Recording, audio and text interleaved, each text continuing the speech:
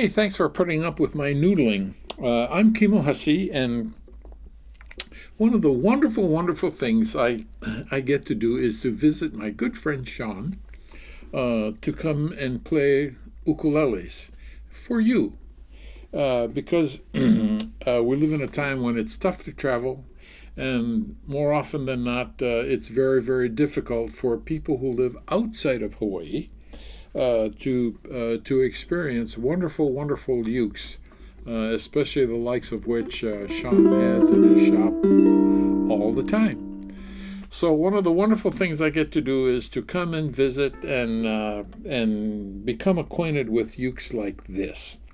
This is a tenor ukulele that was made by Peter Morelos. Did I pronounce that right, Sean? Marreros. Peter Marreros, who lives in California, and so I wasn't prepared to do this ukulele or to share it with you today, but I'm glad to do so. When I first looked at this ukulele, the first thing that came to mind, especially when Sean said that Peter lives in California, was California that came to mind because I've spent a lot of time in California, and this ukulele just looks so like California, like to me. It's an incredibly wonderful, wonderful ukulele. So let's go over some things that I think may be of interest to you. First of all, let's take a look at design, basically looks. You see that the overall design is a very pleasing and comfortable design. But at the same time, I think you can see that the rosette, especially the shell that's in the rosette reflecting from it, is something that's very, very wonderful and artistic and very well done by Peter. And that goes the same for all around the body with regard to that shell and the reflection, and up in the fretboard area as well. The other thing about the design, if I just set this uke up, this is that you can see that it has a bevel, an armrest bevel on it, which has become very, very popular. On the side, you see that he has a side port with a design in it, and for me, the design reflects the floral design that's up on the headstock, and something that you cannot see is the floral design that's on the inside of the back of the ukulele, and it's wonderful. It looks like it's burnt in or lasered in, and I'm not too sure, Peter, what kind of flower that is, but I'm reminded of a wood rose when I look at that because of the color. Wonderful, wonderful design. Also, design-wise, the top is spruce, the sides and the back are Brazilian rosewood. While I've got this uke with the back facing you, notice that the finish on the neck is a little bit different. It's a smoother finish, more satiny finish, as opposed to a bright, shiny finish like the back. And the reason why I like that so much is that in the playing position and playing, it's very, very the back is very, very smooth, which makes action very, very nice on this ukulele. And then anyway, from here coming back around to this side, you can see the beauty of that Brazilian rosewood.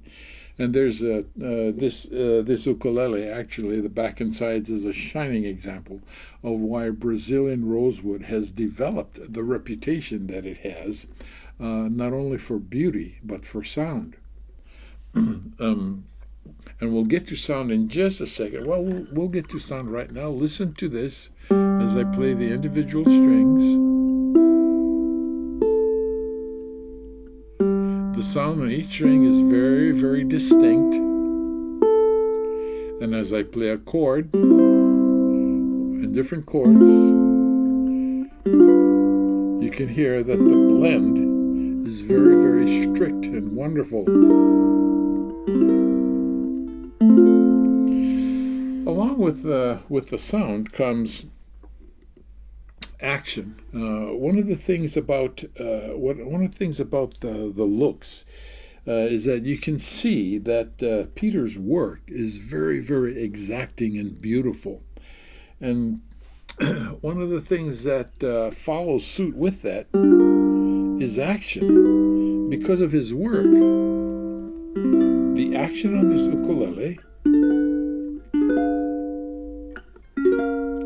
is very, very nice and doesn't require putting a death grip on the ukulele just to play it. And even up here or up here, action is very, very soft. Good work, Peter. Let's talk about sound of this ukulele. It's one of the things, the sound of this ukulele is one of the things that appeals to me personally the most, because I love a mellow sound as opposed to a brighter sound. And I love a lower pitched sound, the mellowness, as opposed to a higher pitch, like that. I played for you individual strings. Notice that the sound is a really nice and robust sound, and even the sound in the lower string, or the lowest string, is nice and clear, not muddy at all. Three of the top strings. Listen to the difference in sound when I add the bass string. See how wonderful it rounds out that sound. I can play here a high G tuning. Listen to the difference when I change that high G to a low G. And one of the things I love about this ukulele is the sound of it in the lower register. So let me see if I can play you something in the lower register. In fact, parts of this song, I'm going to play this note, and you can't get any lower than this note.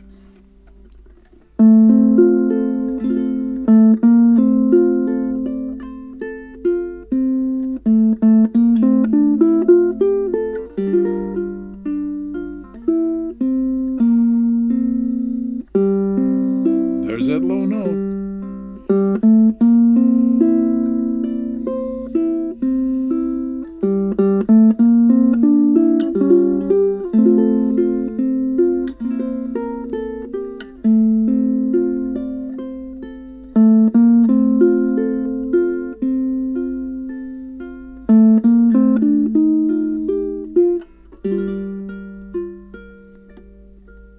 And up here.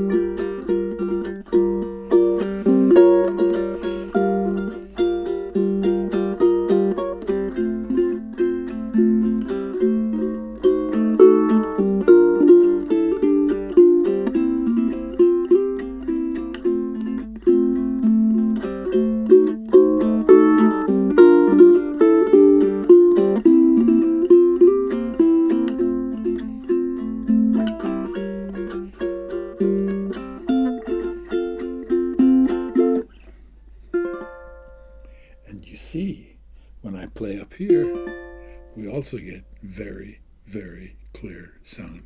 Peter, wonderful job. Aloha.